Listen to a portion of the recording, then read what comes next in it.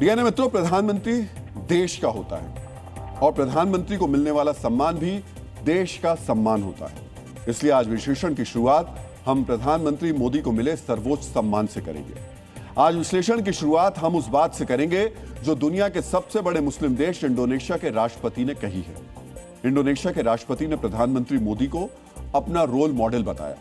उन्होंने कहा वो पीएम मोदी की कॉपी करते हैं।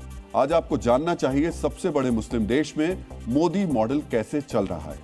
मित्रों, प्रधानमंत्री के इंडोनेशिया दौरे का आज दूसरा दिन है। आज भारत और इंडोनेशिया के बीच कई महत्वपूर्ण समझौते हुए।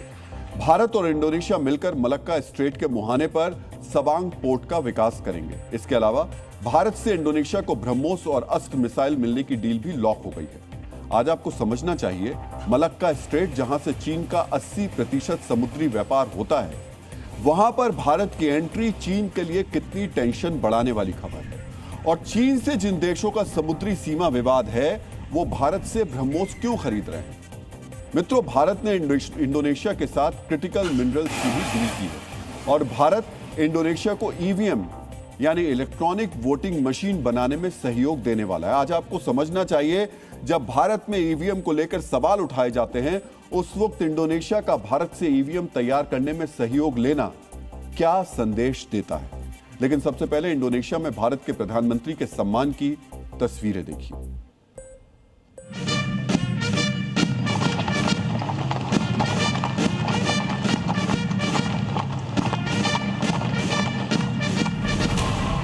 इंडोनेशिया के लोगों ने, यहाँ के प्यारे बच्चों ने आज के दिन को मेरे जीवन के सबसे यादगार दिनों में से एक दिन बना दिया। जिस तरह इंडोनेशिया के लोगों ने मुझे अपना प्रेम दिखाया है, जिस तरह स्वागत किया है, वो मैं कभी भूल नहीं सकता।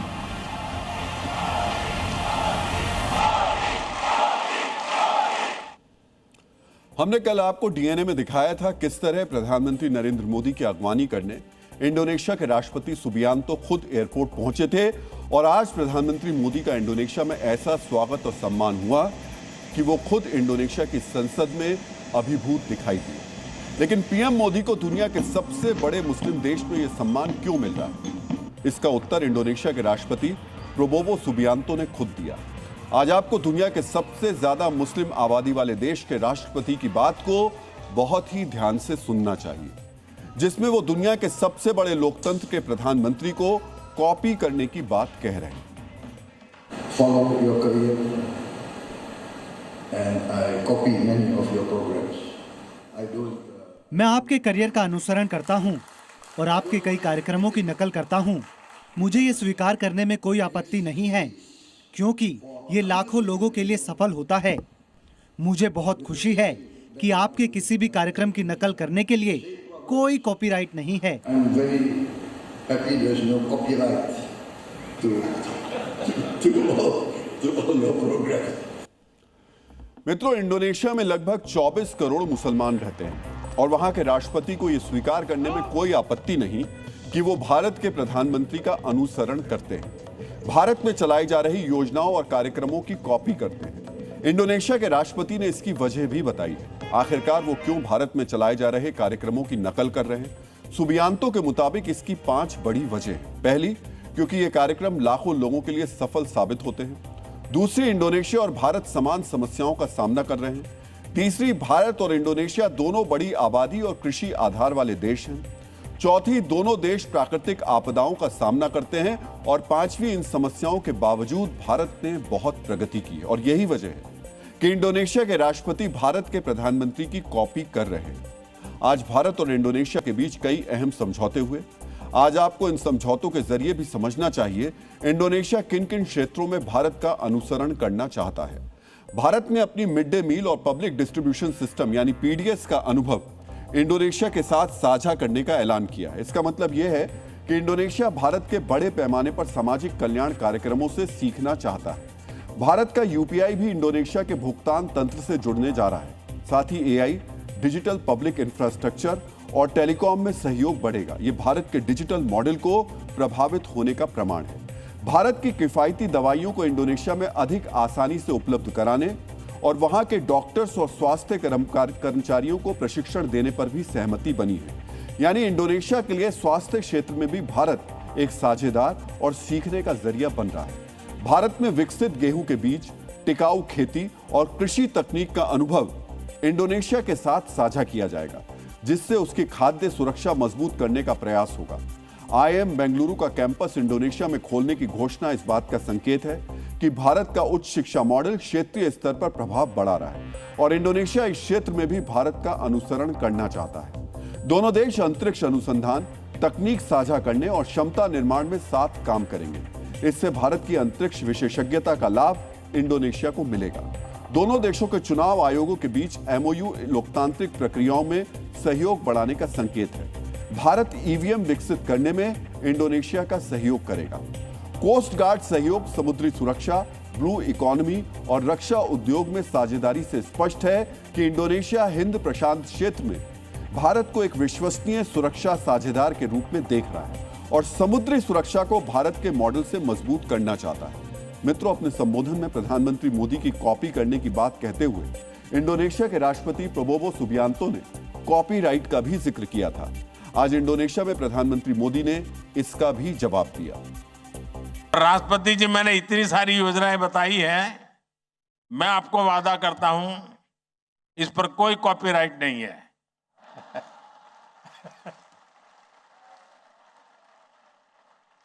न कॉपीराइट है, न रॉयल्टी का कोई क्लेम है। सबका साथ, सबका विकास, यही हमारा मंत्र है। मित्रों, जब मित्रता इतनी मजबूत हो जाए तो फिर कॉपीराइट जैसी चीजें काफी पीछे छूट जाती हैं। दोस्त की तरक्की अपनी तरक्की होती है। दोस्त के खतरे अपने लिए भी खतरे होते हैं। आज भारत और इंडोनेशिया के बीच साझा खतरों से निपटने के लिए भी कई समझौते हुए। आज आपको दोनों देशों के बीच सुरक्षा के लिहाज से हुए अहम समझौतों के बारे में भी जानना चाहिए, जिससे इस क्षेत्र में विस्तारवाद के सबसे बड़े विलेन यानी चीन की टेंशन बढ़ सकती है। आज भारत और इंडोनेशिया के बीच ऐसे 4 बड़े समझौते हुए। ऑपरेशन सिंदूर में भारतीय अस्त्र एयर टू एयर मिसाइल के प्रदर्शन के बाद इंडोनेशिया ने इसे खरीदने का फैसला किया है। इसके अलावा भारत इंडोनेशिया को ब्रह्मोस मिसाइल की यूनिट भी उपलब्ध कराएगा।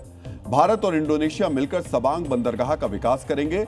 यह बंदरगाह मलक्का स्ट्रेट पर स्थित है और भारत के ग्रेट निकोबार पोर्ट प्रोजेक्ट से करीब 100 मील की दूरी पर है। इसके अलावा दोनों देशों के बीच क्रिटिकल मिनरल्स की सप्लाई चेन मजबूत करने के लिए भारत इंडोनेशिया में स्टील, निकेल और रेयर अर्थ मैग्नेट के निर्माण में भी निवेश करेगा। मित्रों, आज एक एक करके आपको इन समझौतों और इनके असर के बारे में भी जानना चाहिए और यह भी समझना चाहिए ब्रह्मोस के जरिए कैसे चीन की घेराबंदी हो रही है। आज इंडोनेशिया की राजधानी जकार्ता में भारत और इंडोनेशिया के बीच ब्रह्मोस मिसाइल सिस्टम की खरीद का औपचारिक अनुबंध हुआ। यह समझौता ब्रह्मोस एयरोस्पेस और इंडोनेशिया के रक्षा मंत्रालय के बीच हुआ। कुल रक्षा पैकेज की कीमत लगभग $630 मिलियन यानी लगभग 6000 करोड़ की बताई जा रही है। इस समझौते में ब्रह्मोस के साथ अस्त्र एयर टू एयर मिसाइल भी शामिल है। इस पैकेज में केवल मिसाइल ही नहीं बल्कि launcher, radar, operator training, maintenance और तकनीकी सहायता भी शामिल है। इंडोनेशिया, फिलीपींस और वियतनाम के बाद ब्रह्मोस खरीदने वाला तीसरा देश बन गया है। इस सौदे का मकसद इंडोनेशिया की तटीय सुरक्षा को मजबूत करना और मलक्का स्ट्रेट और नातुना क्षेत्र में समुद्री सुरक्षा बढ़ाना है। अब आप समझिए इन क्षेत्रों को कौन असुरक्षित बना रहा है। मित्रों, इस पूरे क्षेत्र में हर समस्या की जड़ सिर्फ एक देश है जिसका नाम चीन है और अब भारत की ब्रह्मोस मिसाइल चीन द्वारा पैदा की जा रही हर समस्या का जड़ से इलाज करने वाली दवा बनती जा रही है। इसलिए जहां जहां चीन अतिक्रमण की तैयारी में है वहां वहां ब्रह्मोस की डिमांड बढ़ रही है। इंडोनेशिया के साथ भी चीन का विवाद है। चीन की 9 डैश लाइन का दावा इंडोनेशिया के नातुना द्वीपों के पास तक पहुंचता है, जिससे कई बार चीनी कोस्ट गार्ड और इंडोनेशियाई जहाज आमने सामने आए हैं। 17,000 से ज्यादा द्वीपों वाले इंडोनेशिया को अपने विशाल समुद्री क्षेत्र और मलक्का स्ट्रेट की सुरक्षा मजबूत करनी है और 290 किलोमीटर रेंज वाली ब्रह्मोस इंडोनेशिया को नातुना के आसपास दुश्मन के युद्धपोतों को दूर से निशाना बनाने की क्षमता देती है। इसका उपयोग तटीय रक्षा, समुद्री मार्गों की सुरक्षा और किसी भी घुसपैठ को रोकने के लिए किया जाएगा। यानी चीन के जहाजों के लिए ब्रह्मोस काल साबित होगी। भारत से सबसे पहले फिलीपींस ने ब्रह्मोस का सौदा किया था। फिलीपींस और चीन के बीच विवाद का केंद्र स्कारबोरो शोल है, जिस पर 2012 से चीन का प्रभावी नियंत्रण है, जबकि फिलीपींस इसे अपना एक्सक्लूसिव इकोनॉमिक जोन का हिस्सा मानता है। चीन के दबाव की वजह से फिलीपींस ने 2022 में $375 मिलियन में 3 ब्रह्मोस बैटरियों का सौदा किया। पहली बैटरी जंबालेस में तैनात की गई, जो स्कारबोरो शोल से लगभग 250 किलोमीटर दूर है। ब्रह्मोस की 290 किलोमीटर रेंज के कारण चीनी जहाज सीधे उसकी जद में आते हैं। भविष्य में फिलीपींस 9 अतिरिक्त बैटरियां खरीदने पर भी विचार कर रहा है, ताकि बाशी चैनल और दक्षिण चीन सागर की निगरानी और मजबूत की जा सके। इसके अलावा वियतनाम भी भारत से ब्रह्मोस का सौदा कर चुका है। चीन और वियतनाम के बीच पैरासेल और स्प्रेटली द्वीप समूह को लेकर लंबे समय से विवाद है। वियतनाम ने मार्च 2026 में लगभग $629 मिलियन का ब्रह्मोस समझौता किया, जिसे 6 कोस्टल बैटरियों का ऑर्डर माना जा रहा है। इन बैटरीज से वियतनाम समुद्र के साथ साथ जमीनी लक्ष्यों पर भी हमला कर सकेगा और विवादित द्वीपों के आसपास अपनी सैन्य क्षमता बढ़ाएगा। वियतनाम पहले से रूसी बेस्टियन पी प्रणाली चलाता है, इसलिए ब्रह्मोस को उसके मौजूदा रक्षा ढांचे में शामिल करना अपेक्षाकृत आसान माना जाता है। मित्रों, ब्रह्मोस लगभग मैक 3 की रफ्तार से समुद्र की सतह के बिल्कुल करीब उड़ते हुए लक्ष्य तक पहुंचती है। इसी वजह से समंदर में युद्धपोतों के लिए यह बेहद खतरनाक है। फिलीपींस और वियतनाम के बाद इंडोनेशिया की तटीय रक्षा में इसकी तैनाती से चीन की नौसैनिक गतिविधियों पर दबाव बढ़ जाएगा, क्योंकि दक्षिण चीन सागर में चीनी युद्धपोतों को अब कई दिशाओं से लंबी दूरी की एंटी शिप मिसाइल्स का सामना करना पड़ेगा। ऑपरेशन सिंदूर में ब्रह्मोस के इस्तेमाल से दुनिया को भी पता चल गया। चीन के एयर डिफेंस ब्रह्मोस को रोकने में नाकाम है, जिससे कई देशों की अब ब्रह्मोस में रुचि बढ़ गई है। मित्रों, अब आप देखिए किस तरह भारत ने चीन को घेरने के लिए ब्रह्मोस बेल्ट तैयार की है। उत्तर में फिलीपींस, पश्चिम में वियतनाम और दक्षिण में इंडोनेशिया, तीनों अब या तो ब्रह्मोस का उपयोग कर रहे हैं या फिर खरीदने का ऑर्डर दे रहे हैं। अब आप देख लीजिए, ये थाईलैंड के पास ब्रह्मोस, वियतनाम के पास ब्रह्मोस, फिलीपींस के पास ब्रह्मोस, और ये घेराबंदी किसकी हो रही है? ये घेराबंदी हो रही है चीन की। ये तीनों देश दक्षिण चीन सागर और उससे जुड़े महत्वपूर्ण समुद्री मार्गों के अलग अलग हिस्सों पर स्थित हैं। मलेशिया और थाईलैंड भी ब्रह्मोस में दिलचस्पी दिखा रहे हैं। अगर ये देश भी ब्रह्मोस खरीदते हैं तो क्षेत्र में भारत की रक्षा साझेदारी और व्यापक हो सकती है। इसलिए विश्लेषक इस उभरते नेटवर्क को ब्रह्मोस बेल्ट भी कह रहे हैं। मित्रों, इंडोनेशिया ब्रह्मोस के अलावा भारत से अस्त्र मिसाइल भी खरीद रहा है। ऑपरेशन सिंदूर में भारत ने इस मिसाइल का इस्तेमाल किया था और पाकिस्तान के आतंकी ठिकानों को निशाना बनाया था।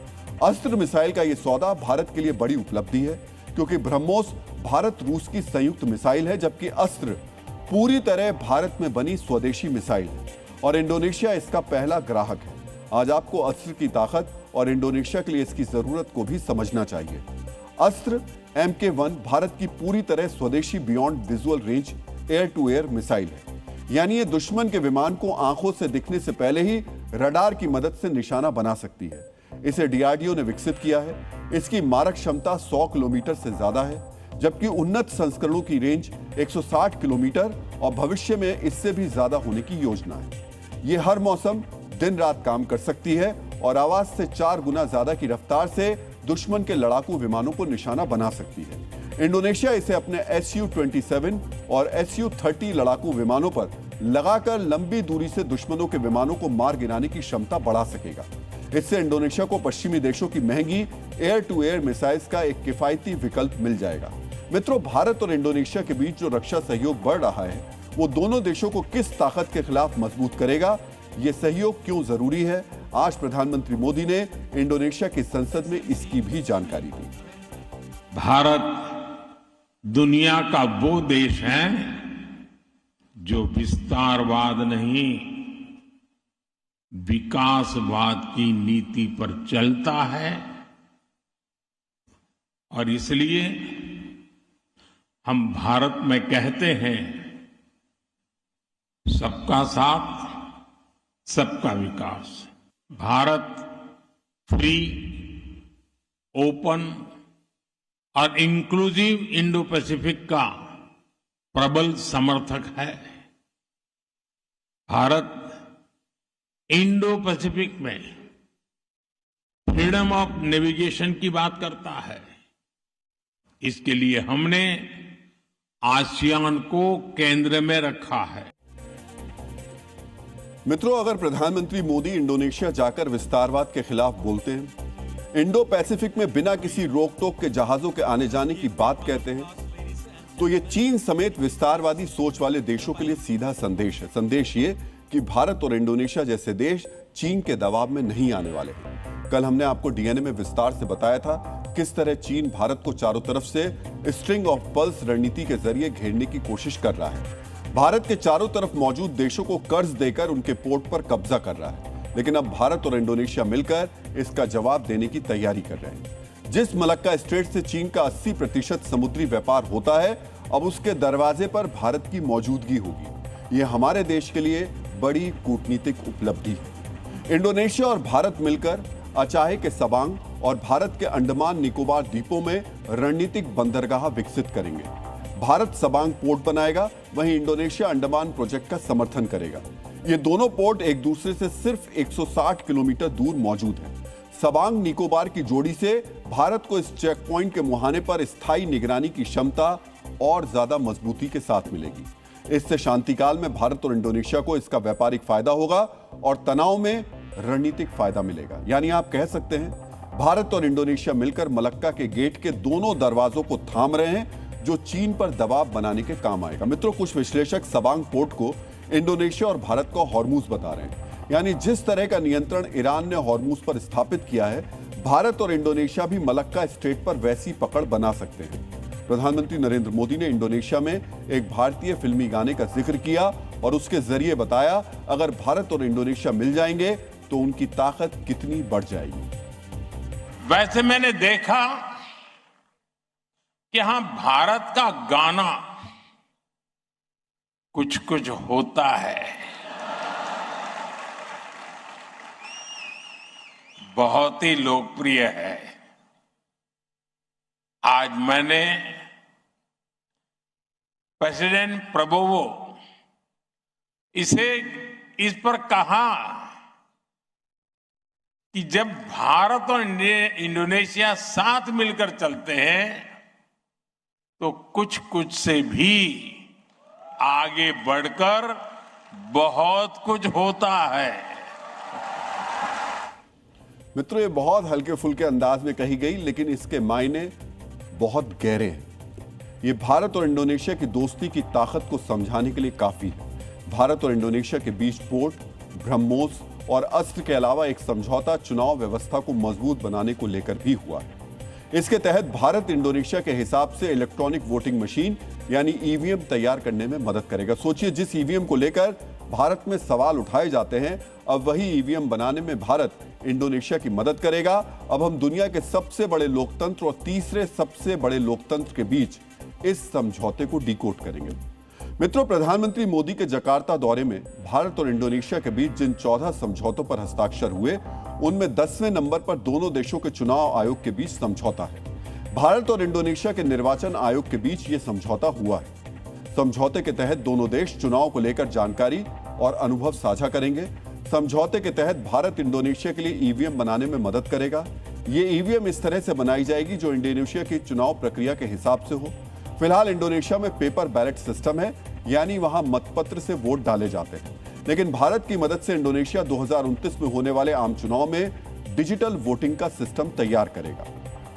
लोकतांत्रिक मूल्य और विविधता में एकता भारत और इंडोनेशिया की साझी ताकत रही है। दोनों देशों के इलेक्शन कमीशंस के बीच एमओयू से हम डेमोक्रेटिक सहयोग को और मजबूत करने जा रहे हैं। इससे पहले भारत ने भूटान, नेपाल और अफ्रीकी देश नामीबिया के साथ भी ईवीएम को लेकर समझौता किया था, लेकिन यह पहली बार है जब इंडोनेशिया जैसा बड़ा देश भारत से इस सिस्टम को लेकर मदद मांग रहा है। मित्रों, यह समझौता इसलिए भी ध्यान खींचता है क्योंकि ईवीएम से होने वाले चुनाव को लेकर भारत में अक्सर सवाल उठाए जाते हैं। विपक्ष में रहने वाली पार्टियां अक्सर यह आरोप लगाती हैं कि ईवीएम से छेड़छाड़ की जा सकती है। 2014 के बाद तो ऐसे आरोपों की भरमार लग गई। कोई पार्टी कहती है कि ईवीएम को हैक किया जा सकता है, तो कोई दल कहता है कि ईवीएम के सॉफ्टवेयर में बदलाव किया जा सकता है। इससे बटन कोई भी दबाया जाए, वोट एक विशेष पार्टी के खाते में ही जाएगा, ऐसे आरोप लगाए जाते हैं। बार बार चुनाव आयोग इसका खंडन करता है, लेकिन आरोपों का सिलसिला बंद नहीं होता है। सुप्रीम कोर्ट ने तो यह तक कहा कि राजनीतिक दल अक्सर चुनाव हारने पर ईवीएम पर दोष मढ़ते हैं, जबकि उसी मशीन से जीतने पर वो खामोश रहते हैं। लेकिन इसके बावजूद ईवीएम पर सवाल उठाना बंद नहीं होता।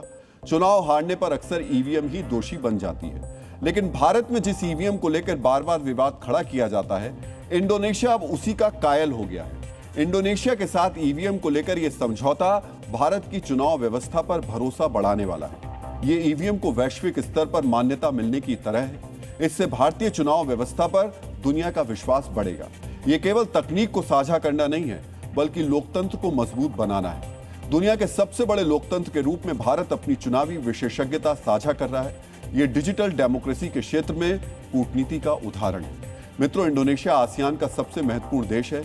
इंडोनेशिया में ईवीएम लागू होने के बाद आसियान के बाकी लोकतांत्रिक देश भी इसके इस्तेमाल की दिशा में आगे बढ़ सकते हैं। इससे ईवीएम के विस्तार को गति मिलेगी। मित्रों, जिन देशों में लोकतंत्र मजबूत होगा, उनसे भारत के संबंध भी मजबूत होंगे। वैसे आज भारत और इंडोनेशिया के संबंधों को प्रधानमंत्री मोदी को मिले एक सम्मान ने और मजबूत कर दिया। इंडोनेशिया के राष्ट्रपति ने प्रधानमंत्री मोदी को Bintang Adipurna of the Republic of Indonesia medal of honour से सम्मानित किया। यह इंडोनेशिया का सर्वोच्च नागरिक सम्मान है। हालांकि प्रधानमंत्री मोदी को इससे पहले 34 और ऐसे देशों के सम्मान मिल चुके हैं, लेकिन कुछ लोगों को इन सम्मानों से भी परेशानी होती है। आपको याद होगा, कुछ दिन पहले प्रधानमंत्री को सेशल्स में भी सर्वोच्च सम्मान दिया गया था। तब कुछ लोगों ने आपत्ति जाहिर की थी। दुनिया के नक्शे में बहुत छोटे देश से मिले सम्मान का मजाक उड़ाया था। उम्मीद है दुनिया के सबसे बड़े मुस्लिम देश से मिले सम्मान के बाद ये आलोचक अब संतुष्ट हो गए होंगे। जो सम्मान में बड़ा और छोटा देश तलाश करते हैं, उनको ये तस्वीर देखकर अब शांति मिल गई।